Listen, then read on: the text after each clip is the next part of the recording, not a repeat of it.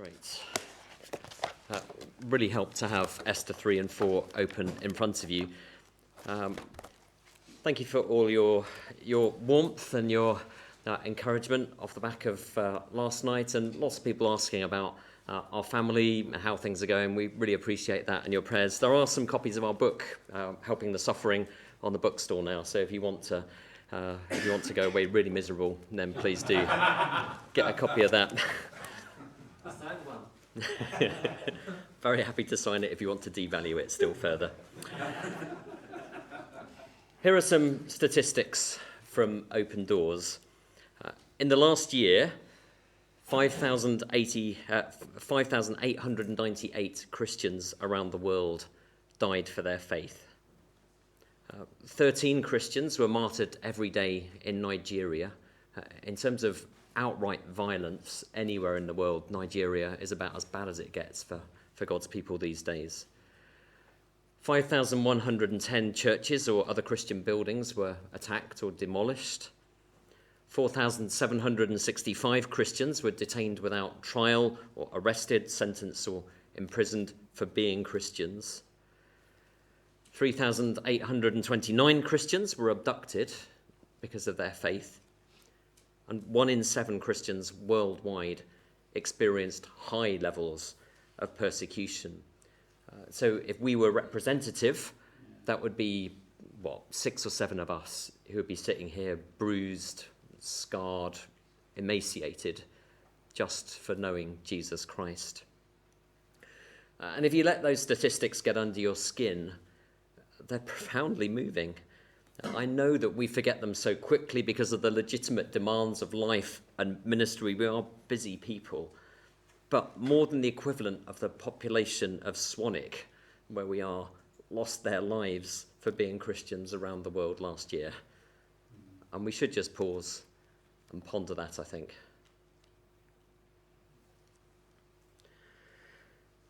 What we forget, even as those in ministry, is that behind the scenes there is this huge spiritual battle going on. Some of us have talked about that and prayed about that since we got here. The devil and his demons are fighting God and his angels. There's a battle going on now. It's a battle which will go on until the end of time. And its effects, they spill over into the physical realm. So just as Satan opposes the Lord, so those under his control oppose those who follow the Lord. And right now, that spiritual battle is touching down on earth as some Christian somewhere suffers for her faith. What's more, we're more familiar with this, that battle often spills over into conflict within the local church too. Satan attacks the church, and one of the ways in which he does that is by provoking strife within. Some of you, I'm afraid, know that all too well. And we're seeing something of that in Esther chapters 3 and 4. Esther is this book, as Gwyn has said, about the hidden providence of God, the God who famously isn't named in the book at all. Nevertheless, he's well and truly at work behind the scenes. You remember what's happened in chapters 1 and 2. King, I'm going to call him Xerxes rather than Ahasuerus, just to save 5 minutes. Xerxes of Persia, he wants a queen to replace his old queen Vashti. In the hidden providence of God, Esther, the cousin of this man Mordecai, a Jewish lady, gets chosen, though Xerxes doesn't know that she's Jewish, and God is at work behind the scenes to bring about his plans and purposes. And that brings us to chapters 3 and 4. I want us to think through those 3 areas of conflict together: the conflict in the spiritual realm, conflict in the physical realm, and conflict in the church. So first of all, conflict in the spiritual realm.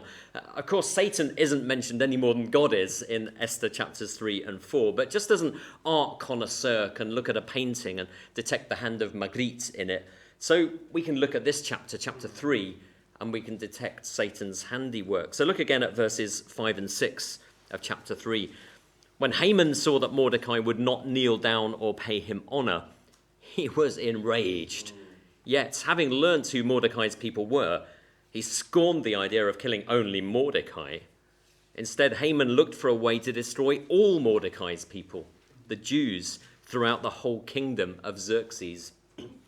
And then Listen to the wording of Haman's edict in chapter 3, verse 13. Dispatches were sent by couriers to all the king's providences. I'm so used to talking about providence that I can't read the word province without adding in an extra syllable. Provinces, with the order to destroy, kill, and annihilate all the Jews, young and old, women and little children, on a single day, the 13th day of the 12th month, the month of Adar, and to plunder their goods. And it's not hard to see Satan's fingerprints all over those words, is it? Now, you could just about, you wouldn't condone it, of course, but you could just about understand Haman's reaction if he wanted to do away with Mordecai alone. But to authorize the destruction and killing and annihilation of all the Jews, men and women, young and old, well, that is nuclear bomb grade hatred, and it's frankly satanic.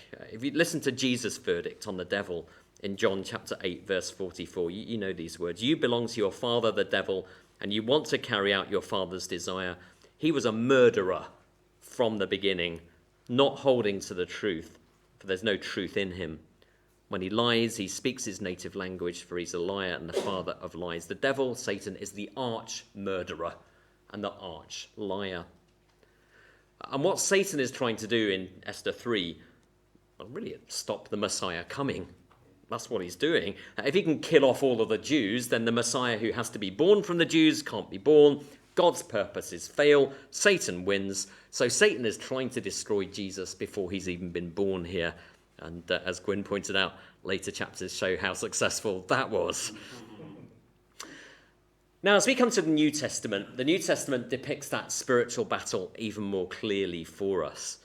It's very vivid. What does the devil do at the very start of our Lord's earthly ministry in Matthew 4? Well, he tempts him, trying to derail his ministry right from the start. What does the devil do when the saving word of God is preached? Well, the parable of the sower, Matthew 13, it says that he comes and he snatches it away from some people's hearts, trying to stop God's good work in them. What does the devil do with Judas Iscariot? John chapter 13, verse 2, the devil had already prompted Judas Iscariot, son of Simon, to betray Jesus. He uses his influence to get others to do away with our Lord. What does the devil do with some of the members of the early church who give a gift to the Lord's work and they lie about it? Acts 5:3. Then Peter said, Ananias, how is it that Satan has so filled your heart that you have lied to the Holy Spirit and have kept for yourself some of the money you received for the land?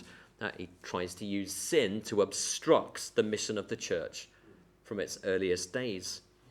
What does the devil do with the church on an ongoing basis?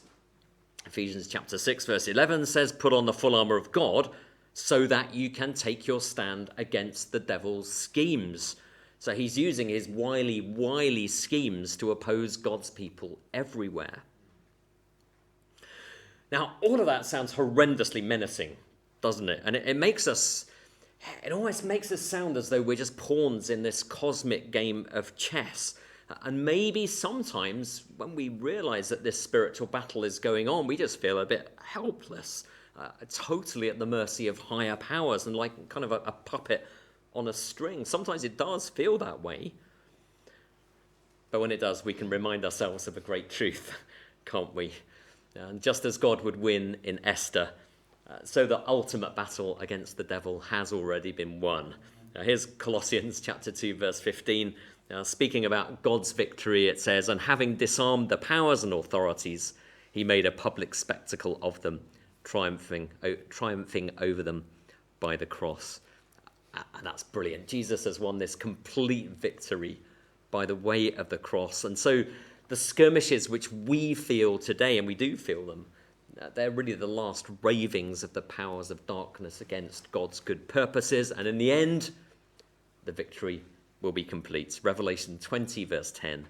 And the devil who deceived them was thrown into the lake of burning sulfur, where the beast and the false prophet had been thrown.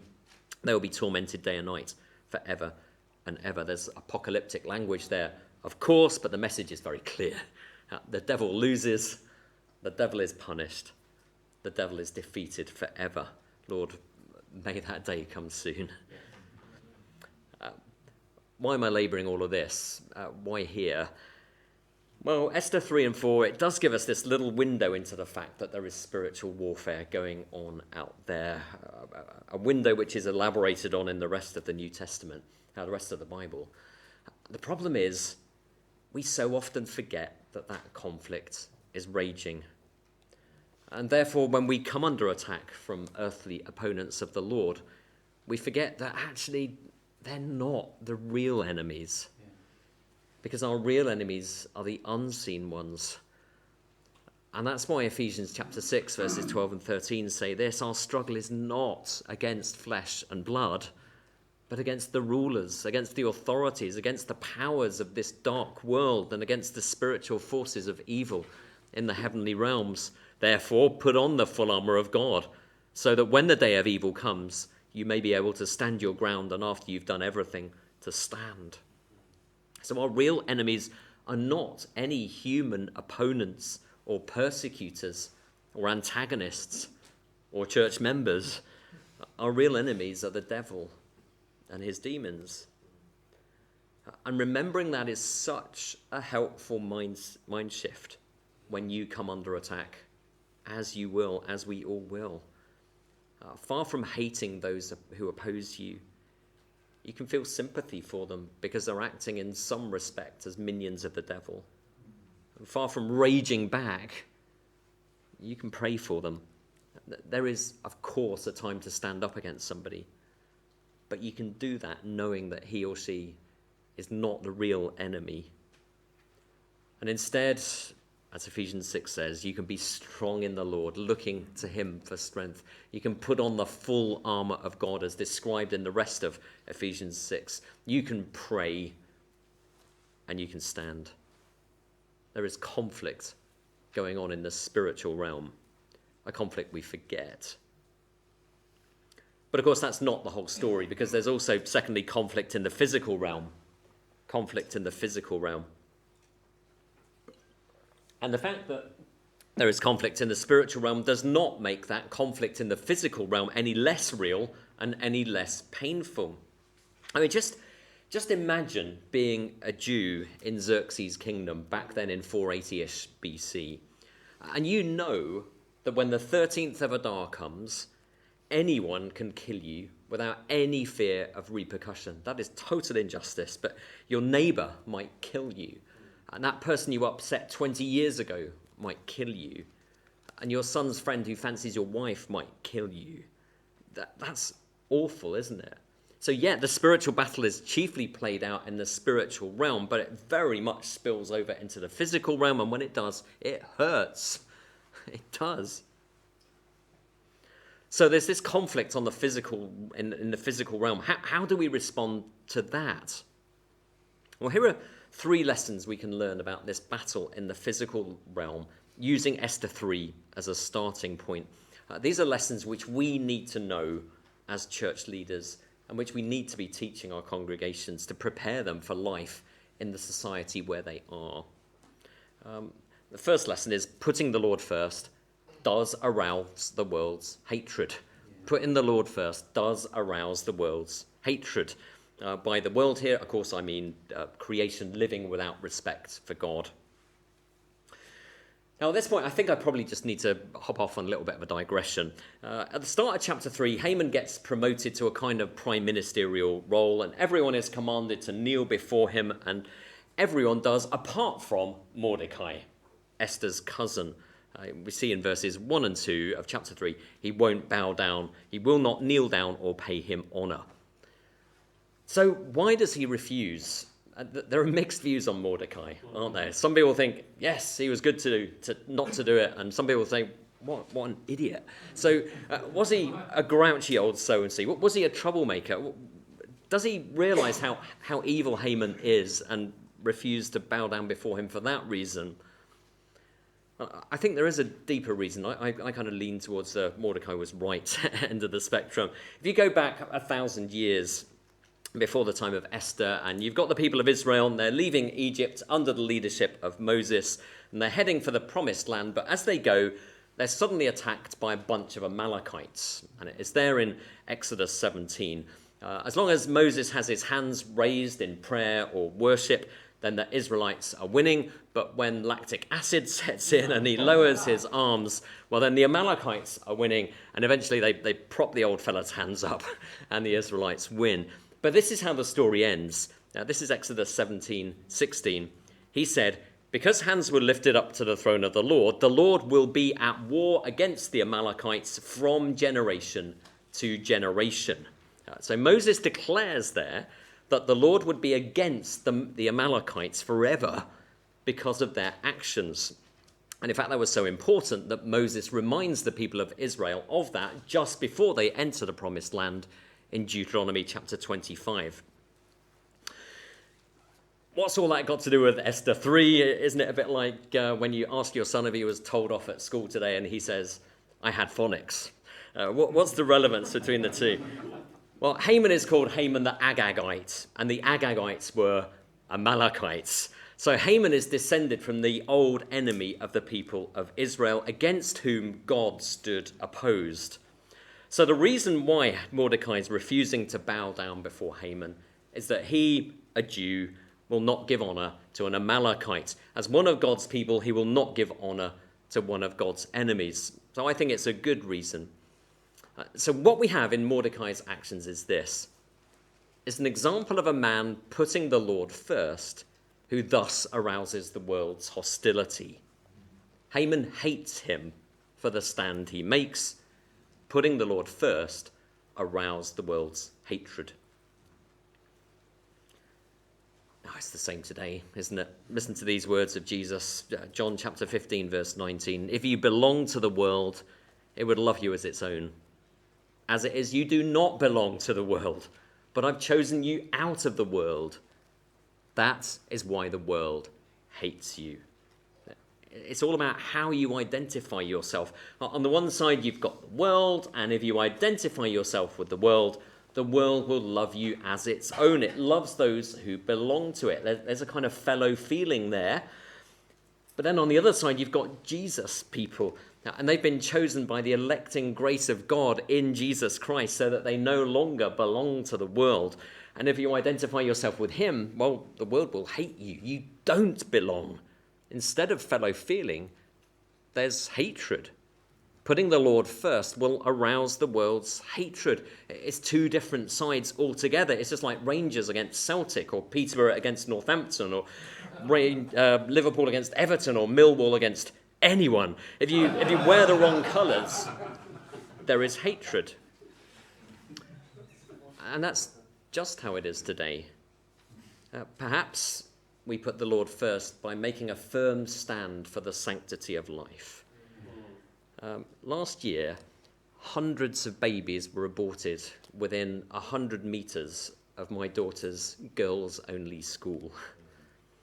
Last year, the House of Lords were again debating assisted dying, and they will continue to do so, no doubt, in the days to come. And as we put the Lord first in this, we arouse the world's hatred. Perhaps we put the Lord first by making a firm stand for biblical marriage and gender ideology. I recently read a book that my daughter bought, and it quite clearly promoted a gay agenda, though there was no sign of that whatsoever on the cover. She spotted it and handed it to me before she read very far, because she could see the way it was going. There can be absolutely no denying that there's been this exponential rise in referrals of gender-confused teenage girls, in particular, to gender clinics in the UK. There's a bit of pushback against that now, but as we put the Lord first in this, we arouse the world's hatred. Putting the Lord first will arouse the world's hostility, and we have to accept that that's the case, and we have to teach our congregations that. We cannot expect to get through life unscathed. And how should we respond as churches? Well, three ideas. First, let's encourage the churches we serve to be communities of real love for one another. I was just chatting with someone before the session, and we were talking about how it's really hard to stand alone.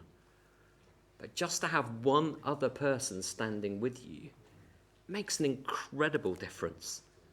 So in our churches, let's be supportive, tight, loving communities for each other so that we can help each other to stand.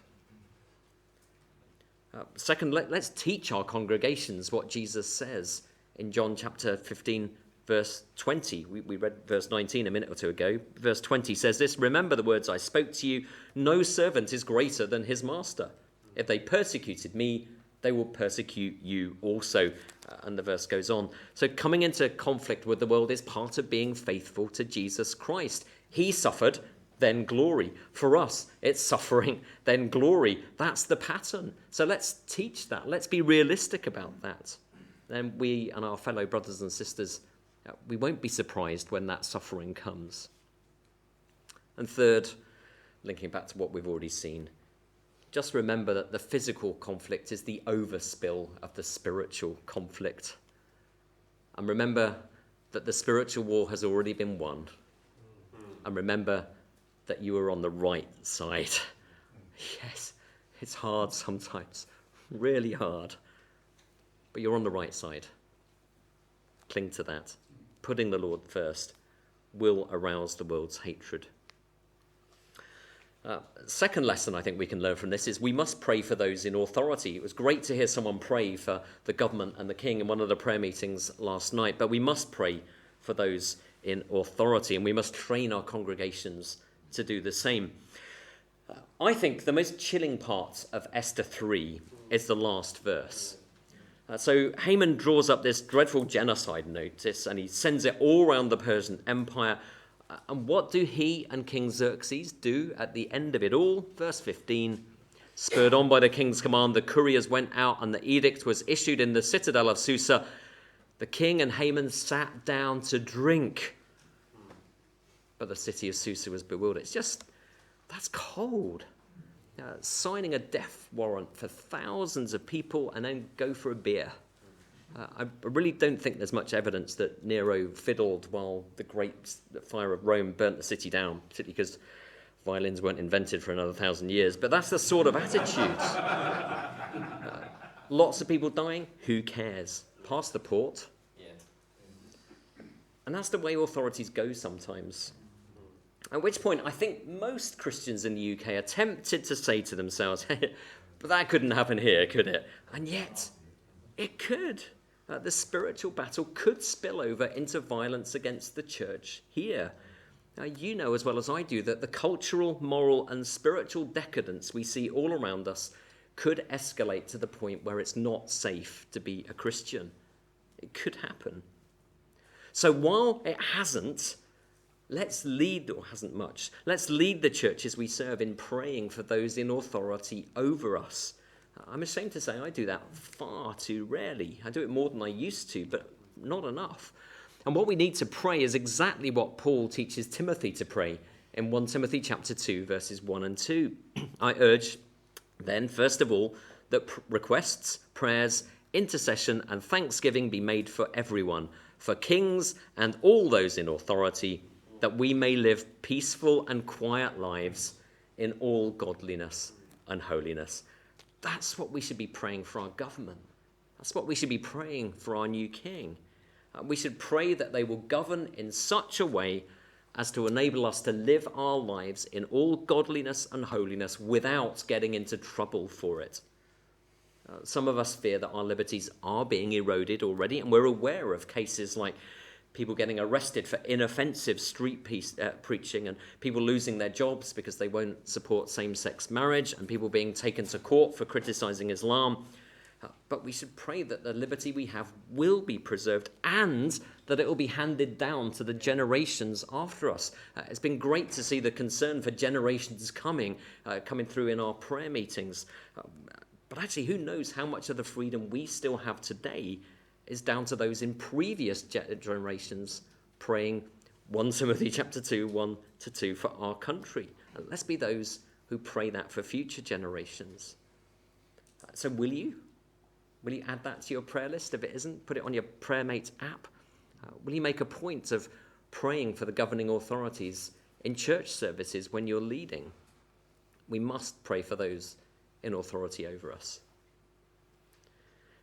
And then a third lesson, we must support those who are persecuted.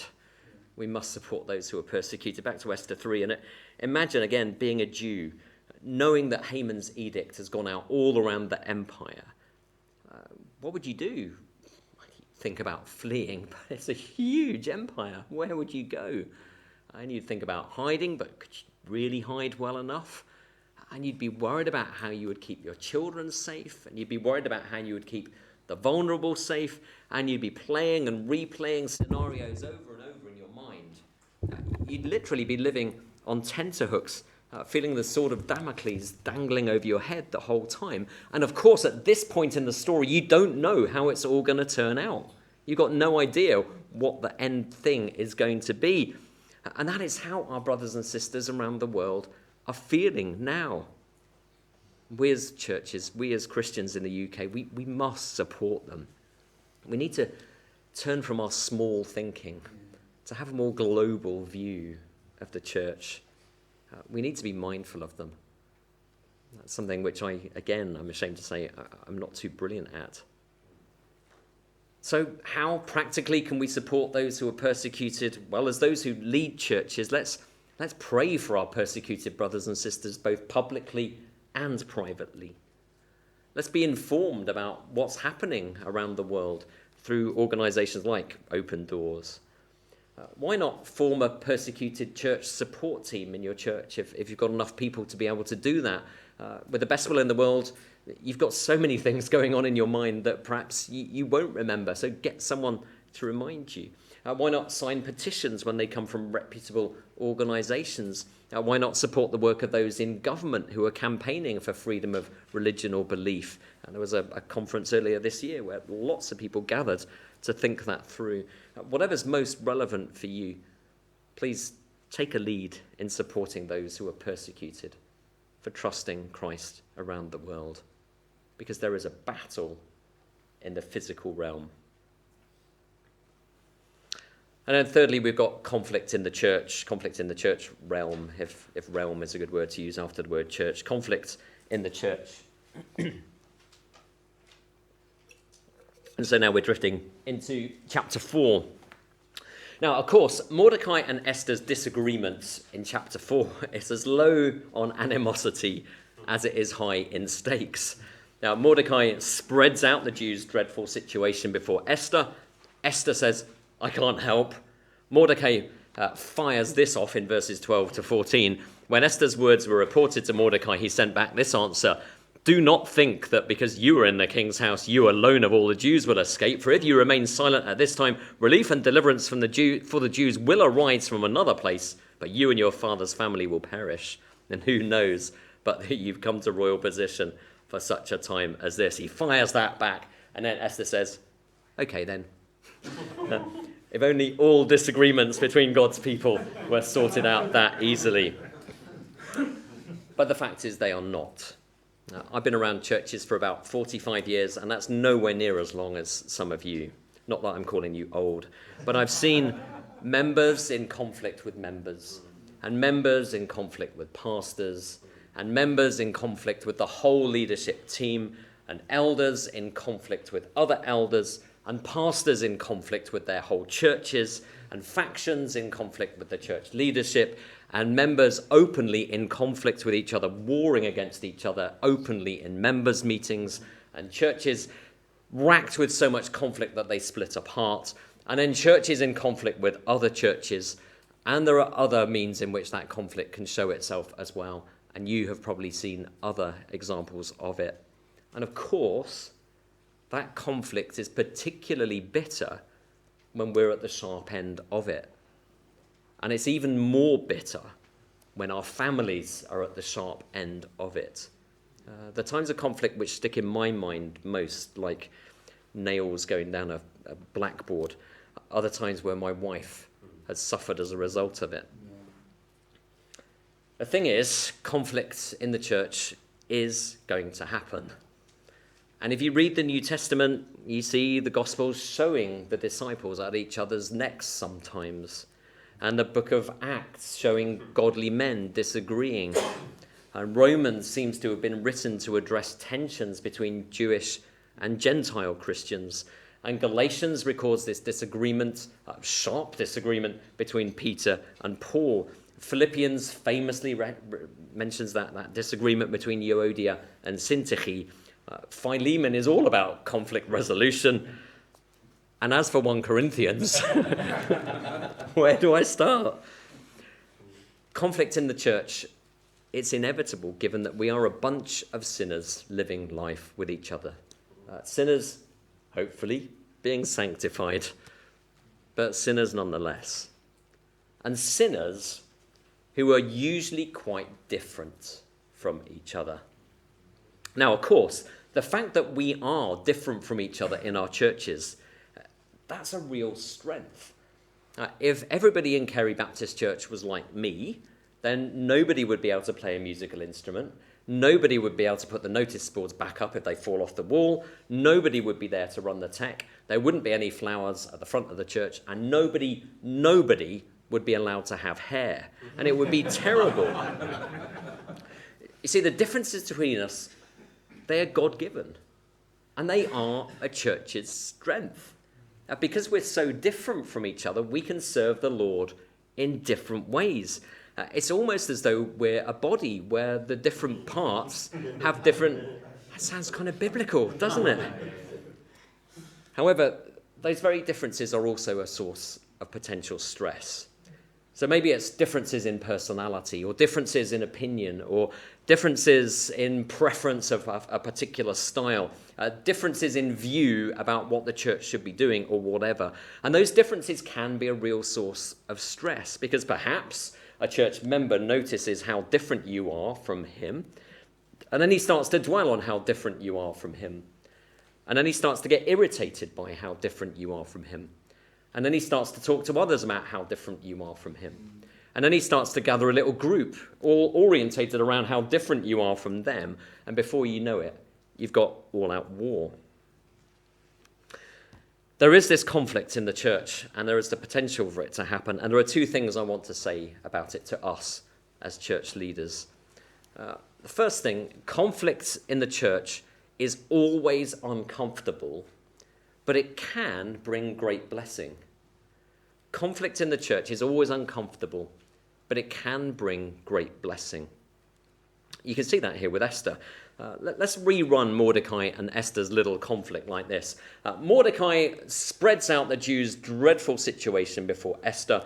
Esther responds by saying she can't help, and Mordecai doesn't push back. After all, he doesn't want to hurt Esther's feelings, and she is the queen after all.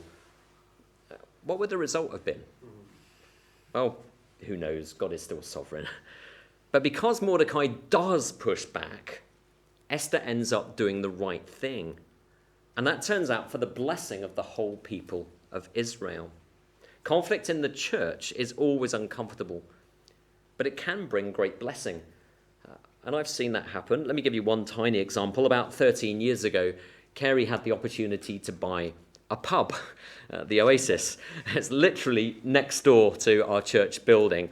It was an opportunity that was only going to be there for a very short time. We knew it was going to be on the market for a very brief moment. Now, our usual modus operandi as church leaders, in terms of reaching decisions as a church, is something like this. The elders sow an idea in people's minds, then we invite discussion and we listen. Then we modify our proposals, but put a proposal together, taking the members' views into consideration, and then we get the church to decide. It can be quite slow, frankly, but it's a good way of helping everybody to be listened to and to move forward together. But this time, we had to rush it because we only had a short time. And it was quite clear that about 25% of the church membership weren't at all sure that buying a pub was a good idea for a church to be doing. And we had a members' meeting which got quite racy as people were throwing their opinions around, really reasonably heated. And in the end, someone suggested that we stop and pray. I wish I had made that suggestion, but it wasn't me. But we stopped and we prayed and we voted and we bought the pub. But what that discussion did was it sharpened our thinking about exactly why we wanted to buy a pub. What would we actually be using that building in particular for which would help us to be more effective as a church. And so all of those opinions that were thrown around, it really helped us to crystallize what the purpose of having the Oasis would be. It wouldn't just be another room for the church to meet in. It would be regarded as the front room of the church, the meeting place between church and community, and it would all be orientated around the gospel. It would all be there to get to know people with a view to sharing the gospel with them. And that's what we've used it for, and people have been converted through it, and the church are really happy now that we've got a pub, because it is quite cool to have a pub. But we don't serve alcohol, just to put your minds at rest. Now, that conflict was not comfortable for me as I chaired that members' meeting. And I really didn't know quite how it was all going to turn out, whether there'd be long-term fallout from it. But it brought blessing. And it brought blessing because it brought a clarity which was lacking before. Let's say you're caught up in some conflict now. It's not comfortable, is it? It may well be agonizing. And you may be wondering whether you can even carry on. Look, please see that conflict may be an opportunity for you. Listen to the other side of the debate and make sure they know they're being listened to. Push back if you need to. Modify your ideas if you need to. But may the Holy Spirit give humility to both sides to listen over the differences and to reach towards a joint decision, a decision which brings glory to Jesus Christ. Because that can happen. God can sort out conflict. It's always uncomfortable. It can bring great blessing. But even as I say that, you might be thinking, well, fine, but that's not going to happen in my situation. And you may be right, because here's the second thing I want to say about conflict in the church. Secondly, some conflicts won't be resolved. Some conflicts won't be resolved.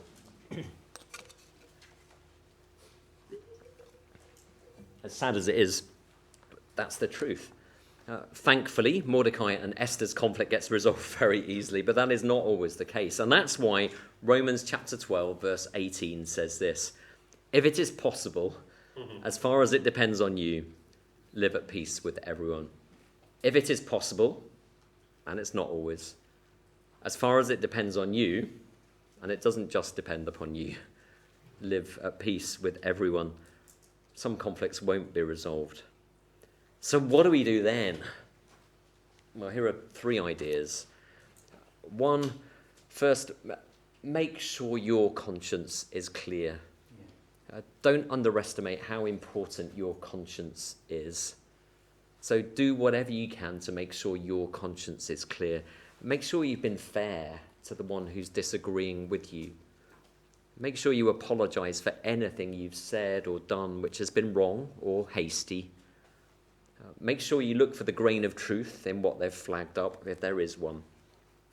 And please make sure you don't abuse your position of power as a church leader. Make sure your conscience is clear. Second thing to do in these circumstances, the obvious one, but look to the Lord for grace. Look to him. Last year, I had a thorny problem to deal with in church life. It was a disagreement around a matter of church practice. There was nothing theological at stake at all. It was all about when we did something that we were going to do. I was dug in on one side, the side I like to think of as the right side. Someone else was dug in on the other side. And it was all getting quite tricky, and again, a little bit of needle creeping in there. So what I did was this. I went for a walk around the cemetery, as you do. Happily, the second biggest cemetery in Europe is just 3/4 of a mile down the road from where I live, a place called Brookwood. And I went there because I just wanted to spend some time, 1, breathing, and 2, praying to the Lord for grace, praying for his help, praying for his peace. So there I am at Brookwood Cemetery, and while I was there, a funeral was happening. And it was very obvious that it was the funeral of a Muslim, given that they don't believe that Jesus is the way, the truth, and the life. Therefore, the funeral of someone who is now in hell. And then as I walked around the cemetery, I came to the Zoroastrian part of the cemetery, where there must be 200 or 300 people buried. And given that Zoroastrians don't believe that Jesus is the way, the truth, and the life, it's a part of that cemetery populated by people whose souls are in hell. And then I bumped into a monk. I bumped into the same monk 13 years before in the same cemetery. He would say that Jesus is the way, the truth, and the life, but actually he's trying to earn his way into Jesus' favor. He's really old now. If he dies as he is, he will go to hell. And I walked that cemetery. There are 235,000 people buried there. Some of them, no doubt, did believe in Jesus as the way, the truth, and the life. Most of them probably didn't. And those who didn't are in hell. And that came to me as a short, sharp shock. It reorganized my perspective. And as I went away all the more determined to live my life for the glory of Jesus Christ, for his kingdom. To be honest, I could have lived that out more consistently since then, but it was the reboot I needed at the time. To put it another way, God answered my prayers for grace in a way I hadn't really expected. Now, my disagreement in church life, it mattered, but actually it wasn't the most important thing. The most important thing was the mission of the church to go and make disciples of all nations. God gave me grace in a strange kind of way through that realization. And when you're really going through it, especially when it's an apparently an intractable problem, you've got to look to the Lord for grace. Grace to keep going. Grace to have a soft heart. Grace to forgive. Grace not to be bitter. Grace to handle matters in the right way. Grace not to throw your leadership weight around. Grace to feel peace in the midst of turmoil, when it's really hard, when there's no apparent solution. Pray for God's grace. And third thing we can do in response to these really difficult conflicts, the most important thing, remember Jesus. Remember that he was mistreated and abused like nobody else was. He was on the receiving end of conflict time after time, sometimes from his people, sometimes from those who weren't his people. Yet he never cursed and reviled and lashed out. He prayed prayers like this: Father, forgive them, for they do not know what they're doing. And remember that he suffers far more from you than you will ever suffer from anyone else. See your sin laid on him on the cross. Let that give you perspective. And above all else, remember what's said about him in Hebrews chapter 12, verses 2 and 3. Let us fix our eyes on Jesus, the author and perfecter of our faith, who for the joy set before him endured the cross, scorning its shame, and sat down at the right hand of the throne of God. Consider him who endured such opposition from sinful men, so that you will not grow weary and lose heart. What a saviour. Suffering, glory. Remember him when you're being opposed, because there will be conflict in the church. Well, a few thoughts on ministry and conflict from Esther chapters 3 and 4. If you're in the thick of it right now, may God give you grace. And may he enable you to come to know him all the better, as we were thinking last night, through what you're going through. And I wonder whether the best thing we could do now is just to pause and for me to ask a couple of you to pray in response, and particularly to pray for our brothers and sisters around the world who are suffering, and to pray for any of us who are going through times of conflict in church at the moment as well. So I'll just throw the floor open. After a couple of people have prayed, then I'll pray, and then I think I hand back to Gwyn. So a couple of people.